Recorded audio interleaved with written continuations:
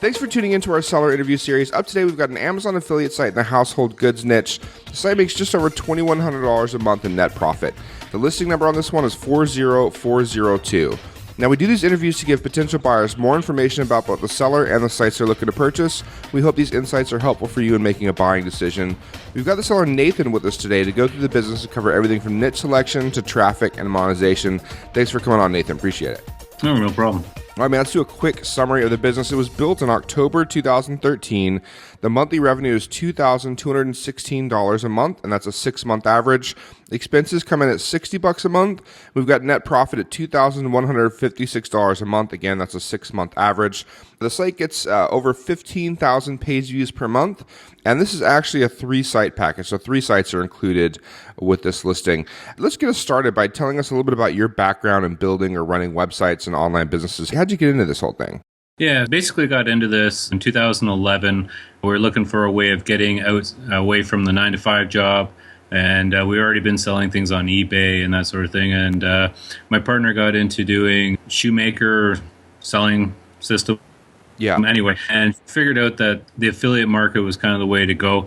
We actually started on Squidoo first, writing for Squidoo, and realized that it's basically, more of a numbers game. You just need a bunch of sites and you can make a decent living on it. So in 2012, both of us had quit our day jobs and we were doing this full time. So we've been working in the niche sites for a good 3-4 years now. And on this one, it was kind of interesting because it's in the household niche.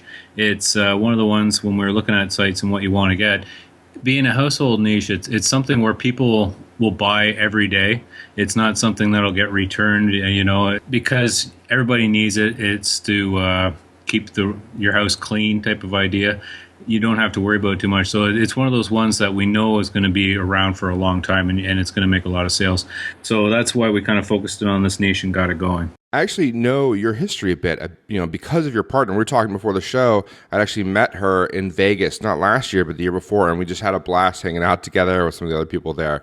So I'm familiar with you guys. For anyone who doesn't know, it's Skeffling. So she, as you mentioned, you guys used to do Squidoo pages. I remember following the stuff you guys were doing back there and saying, oh, that's so interesting. It's kind of like niche sites, but it's on someone else's platform. And it was really, we got into that because it was easy to do a Squidoo site, and it was really a learning experience for us. And looking back on it, we probably would have done a lot better if we got off the Squidoo earlier and did our own sites. We had the capability to do it, but it was just easier to stay on Squidoo. The other side of that, though, is we really learned what people were looking for and how to set up a site that actually converts and gives people what they want. So that's one of the reasons why Squidoo actually worked out for us, but why we're still doing what we're doing today. Yeah, what was the problem? So you guys were basically you were putting this content on Squidoo, basically getting it ranked over time, also kind of like connecting in the Squidoo community so you could get more page views and stuff. And it was working well. What happened to that? Did Squidoo change their policies, their rules or something? But I know that you guys took a hit on income there or something and just kind of like you moved into the niche sites instead. What was the reason for that? Yeah, Squidoo kind of changed the policies and the whole thing changed. Like it's like a lot of things. Because of Squidoo, people were doing a lot of black hat processes and that, so it made it harder and harder to get an article on Squidoo. We don't do black hat, we don't do any backlinks or anything like that, so there was no real reason to stay on there. But the other side of it was, in the end, you don't really own what's on Squidoo, right? They own the content. Yeah. They have total control over everything you do. So in the end, it was like, well, why would we let them do that for us? Why wouldn't we do this ourselves? We have the capability, we know we can rank, we know we can make all this work. So we got out of the Squidoo and started doing our own sites. Cool. Okay. So moving on with this site in particular, why did you choose the household goods niche? Was it something, were you looking for something that you were familiar with or that you were interested in? Or would you want something that was like, going to be good year round? Like what was your thought process there? Is basically, we know in the household goods product, and especially in this niche, it's something people are going to need year-round. It's not a seasonal product. We know everybody wants them, especially nowadays with all the issues around cleanliness and everybody wanting to be clean and whatnot. We knew this was a good one to get into. And one of the things we do and one of the things we excel at is doing keywords and finding, I like to say, the low-hanging fruit. These are low competition keywords that we choose. So there's a process you go through, and it's, there may not be thousands of people looking for them on a monthly basis, but the people that are looking to buy. And that's one of the things we cultivated through our Squidoo, is we understood the terms that people go to and what they type in when they're actually ready to buy a product, not just shopping for a product. So when it came to this particular niche, we recognized that, there's an increase of people searching for terms on this. It was a good niche to get into at the time, and we focused on getting that site. And as you said, there's 2 other sites ready to go on this that we haven't gone live yet, but the trigger's just ready to be pulled, and it's because we know it's a good niche to be in. Gotcha. Okay. So you had some experience with the Squidoo pages and knowing like what kind of content converts, what kind of content people look for when they're buying versus not buying, and you've applied that to the site. As you mentioned, there are 2 other sites that you were going to launch that if you were keeping the site, you would launch, but you're not because you're selling the site off. That gets me to the next point, I guess, is why are you selling the site? You've had it since October 2013. Why are you looking to sell it today? One of the main reasons why we want to sell it is we just don't do online stuff. We actually look at other investments. One of the things we like to get into is real estate. And as you may be aware or whatever, is real estate is another investment that you never really lose money on. So we're looking at buying investment properties. So that's the main reason why we wanted to sell the site off now. We know it'll be able to do the down payment on an investment piece of property we're looking at right now. Awesome. Okay. So, that's actually pretty common. You'll have people that both sides of the table. So you have sellers that are selling off to buy, a piece of property. Like we had a couple in Australia did that very similarly. Then you have people that sell off physical property so they can buy an online business, so they can travel and do that kind of thing too. So it definitely goes both ways. So I got a pretty good idea on what you want to do with the cash. I mean, you're going to need it for a down payment. Let's talk about the site history. The site was built in October 2013. Was it an immediate success? Like within a month or 2 months, was it like already ranked up and earning, or did it take was it a slower burn? Did it take 6 months, 9 months to kind of get traction? It took about 6 months to start actually making a profit. And in about the last 8 months, it really took off and started gaining momentum. Part of that is when we set the site up, we have a process we go through when we first set up a site. We do 30 articles right off the bat, and then we try to do 1 a week after that. This site, we kind of did our 30 right off the bat. We had a few scheduled for the once a week afterward, but it kind of weren't staying up on it as much as we should have. And part of that is we have other niche sites that we work on that were doing better at the time and needed a little more attention. And a few things, personal things in our life that kind of took us away from our business a little bit, so we weren't focusing on it the way we should. So we didn't get back on it in a timely fashion.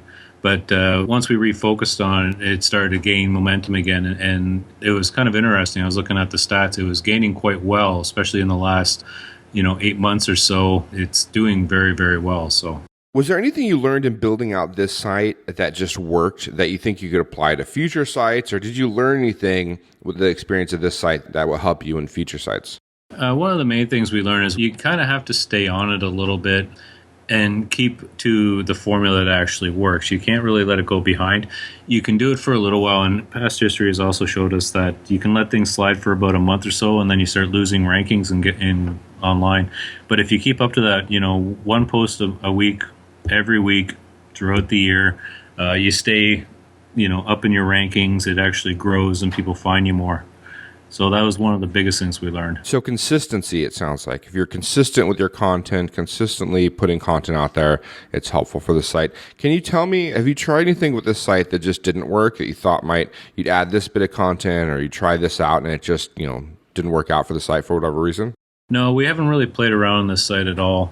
We just kind of did our thing and just let it tick around in the background. Cool. Okay. So let's talk about traffic and earnings. Can you give me kind of a breakdown, like what percentage of the traffic is organic versus, referral, direct, social, that kind of thing? Overall traffic, pretty well, most of it is organic. We don't do any backlinking. We don't do any external promotion of it. We just use our keywords to drive the traffic to our sites. So, it's all organic. Okay, cool. So all organic traffic, and there's no PBN or associated links to the site? No. Okay. Nothing that we've consciously done. If there's links back to the site, other people have done it without us asking them to. Gotcha. Okay. And then in terms of earnings, 100% of the earnings come from the Amazon affiliate program, I'm guessing? Yeah, 100% of the earnings are an affiliate program. It's Amazon. That's what we use. So it's yeah, that's all we've done on so far. What percentage are you at on Amazon? Like what percentage are you getting per month? For this site. Yeah, across your account, but yeah, for this site in particular. For this site, 100% of our earnings come from Amazon. From an overall business, probably about 90%. Gotcha. Okay, and do you know with your Amazon affiliate count, are you getting 7%? Are you getting 7.5%? Are you getting 8%? Do you know what tier you're at with the Amazon affiliate program? Overall, we usually hit it on this one between 7 and the 8%. Okay, cool. All right. And then in terms of content, you said you normally start off sites with 30 bits of content and then you consistently add one per week when you can, obviously. How much content is on the site now? And then how much would you recommend to a new buyer in terms of adding? For a new buyer coming on, I would definitely recommend that they keep to the one a week, every week. And what's on there now, there's 91 actually published articles and there's 6 articles that are ready to go. Gotcha. Okay, so the new buyer can take it over and start adding the content right away. You put that there are $60 in expenses on this site per month. I'm guessing that's the content creation. Who do you have do that content? For the content, I get it done through Zares. Just put it out to the open writers board. Usually I only ask for 1 cent per word. So each article is about $10, right? So the articles themselves are between 600 and 1,000 words. And the additional cost on that is we have a VA that actually takes the draft and then adds the links and the images for us. So that's the additional cost that gets you up to that 60 for the month. Okay, so the content is paid. Is the VA, will the VA come with the site or does someone have to have their own virtual assistant? The VA does all our work, a lot of our work for us for that. So I wouldn't just hand over, I could give you the contact information for that person. Gotcha. Okay, but cool. They do a lot more for us than just this one site. Yep. Okay, cool. So I got a pretty good understanding of kind of, the site and kind of where it's going. Tell me about the earnings. I know that we're, heading off of Christmas. Obviously, earnings are generally up for Christmas. Tell me about the earnings overall. Are they relatively stable? Are they up and down every month? How does that work? Actually, the earnings have been steadily increasing for the last, since May. So when we broke a profit in April this year, and that was only $30 for the month, and from then it's steadily increased. And I figure about $600 a month it's been increasing. And if you look at, I know you always get a blip over Christmas, but if you look going from May into there, the growth is still steady. Yeah, it's been good. I mean, we're talking July 1,800, August 1,700, September almost 1,800, October 2,000, November 2,400, December 3,000. So yeah, I mean, it's been an upward climb, but it's been even before that, even July through October was relatively consistent and stable. So for someone looking for an Amazon affiliate site that has that kind of consistency, that stability, I think this is an interesting pickup. Yeah, I agree. This is it's one of those sites that it's still growing, it's still gaining, so there's a lot of potential. It will plateau eventually, just because you can't just leave it on straight keywords. But there's other opportunities for monetizing the site. Well, let's talk about that a little bit. Like, if let's say you were keeping the site for whatever reason, you couldn't sell it, you were stuck with it, you had to keep it. What would you do over the next 3 to 6 months in terms of building the site out, growing the site out? Yeah, so the next step would be to start adding AdSense because we're getting the volume to come in and look at it, and so we'd add AdSense to the site. And the other thing we'd start doing is put on, see if we can get some ROI and have people pay us directly for advertising on the site. Those are the 2 big things we'd do next. That's cool. Getting advertisers interesting. I got to tell you, with sites that have AdSense and Amazon, I always hate that because you're wondering, like, for every person that's leaving the site via an AdSense click, like, is that someone that would have bought something from you on Amazon? And there's no way to really know until you test it out, but testing it out can be a bit freaky. I mean, I like the idea of adding more content. I actually think there's some internal SEO that could be done to the site if someone wanted to take that on. And they could kind of like sculpt the page rank a bit and get ranked for better keywords. So I think that's interesting too. Yeah, because oddly enough, we're not big. We don't really focus too much on that after the fact. It's kind of interesting on the AdSense side of it. One of the things we've noticed on our sites is that when we add the AdSense, it's an increase on revenue for the site itself. We don't find it really impacts our Amazon sales or affiliate sales for the site. So I think if people are going to go out through the ad, they're going to go through it. They weren't going to buy through you anyway. Gotcha. That seems to be our experience. Cool. All right, let's talk a little bit about risks? I mean, if you were going to keep this site and you weren't selling it off, what would be the things you would look to diversify away from? What do you think the concerns are? I mean, the big obvious one is, the fact that most of the traffic is from organic, right? And Google's kind of fickle. They can do what they want. They can change things. They can, change their ranking based on the Google algorithm update. Like, what do you think your concerns or risks are with the site? Yeah, our biggest risk, you're quite correct, it is getting a Google hit. The way we mitigate that, though, is you ensure you still put on content that is valuable to the customer. So, make sure that your keywords are good. People that are writing for you are putting in value for the customer and not just, spammy or the bare minimum. And one of the things it's taking on is you may have to spend a little more time reading the content that's coming from your writers on Xeris, but in the end, it's just make sure that the content that you have is right. And that has always been our biggest concern. Keyword density seems to be a big one right now that's getting hit. So just make sure that you're not spamming the keywords for your site. But overall, other than that, the sites seem to tick over well as long as you keep putting on content that people want to read. Cool. And I think you guys have the experience with the content. So anyone taking this over, they'll be able to kind of obviously look back and see the type of content you added, the quality of the content you've added to the site, and then kind of continue down that path, make sure that they're not changing that. I think that's one of your secret sauces in terms of building out sites. Mm-hmm. Let's talk a little bit about the work required on the site. Now, can you describe to me the amount of work and the type of work you do on the site to maintain it? Okay, so as I said before, I get the content outsourced, and then I have a VA that converts the drafts into with the links and the images. And then I physically go in and check the content to make sure that it still looks good before I publish or schedule the article. So overall, time-wise, depending on the quality of the content that you get, 15 minutes tops per article, and the actual publishing is maybe 15 minutes of your time. Part of that, though, is the experience, and we have other sites, so I tie this into a bunch of other things I'm doing at the same time. Yeah. Overall, I don't know how that'll work for someone else. If the buyer has other affiliate sites, they'll completely understand, and it'll fit into their program nicely.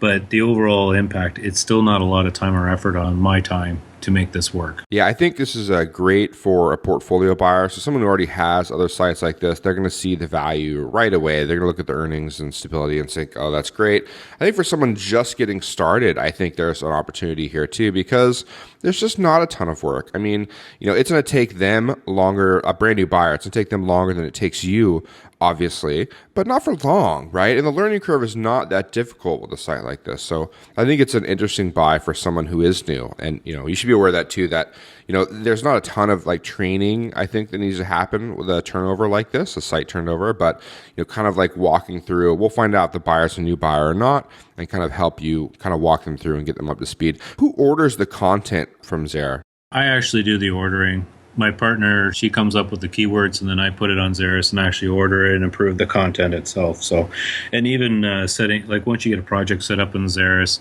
it doesn't take long to add new content. And that itself, you could do 20 keywords or 50 keywords and have them ready to go in on the job board in less than a half hour. Cool. Once you get the project set up. And that's one of the things. And you're quite correct. For someone new going into this, the learning curve isn't that high.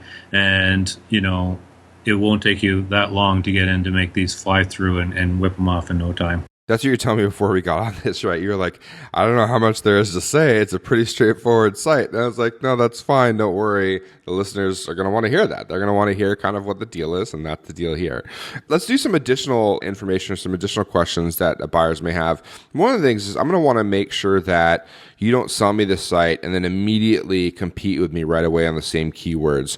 Are you willing to, sign a non-compete on these particular keywords? Are you willing to stay out of the space for a period of time? Yeah, and that was one of the things that kind of came up when we were putting this up for sale, and it's one of the reasons why we have the two other sites attached to this. We are willing to stay out of this niche for a period of time and let someone else go in and do their thing.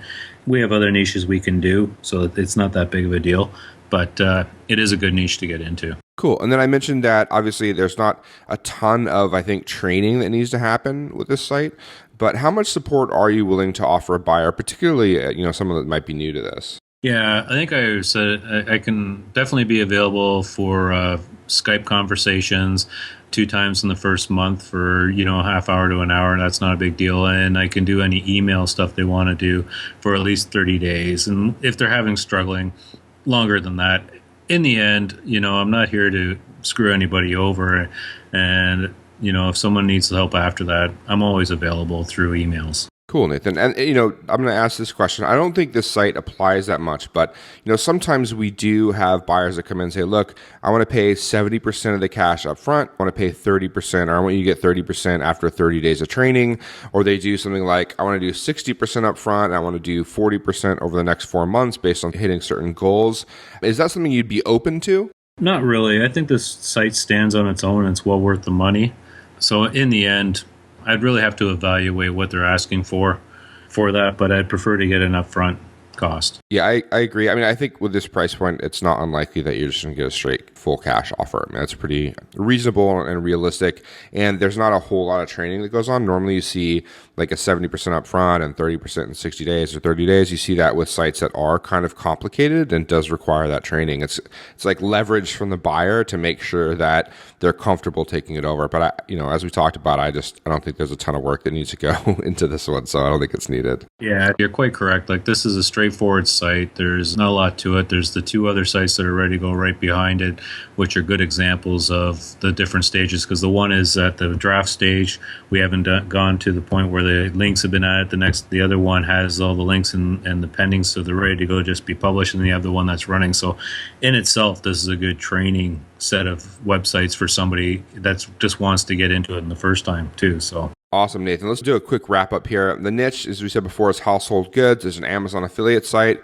It was built in October 2013. The monthly revenue on this is $2,216 a month. That's a 6-month average. You got $60 a month in expenses, mostly for content and getting that content published. The net profit is $2,156 a month. Again, that's a 6-month average. It gets over 15,000 page views per month, which is why it might be a good candidate for AdSense added.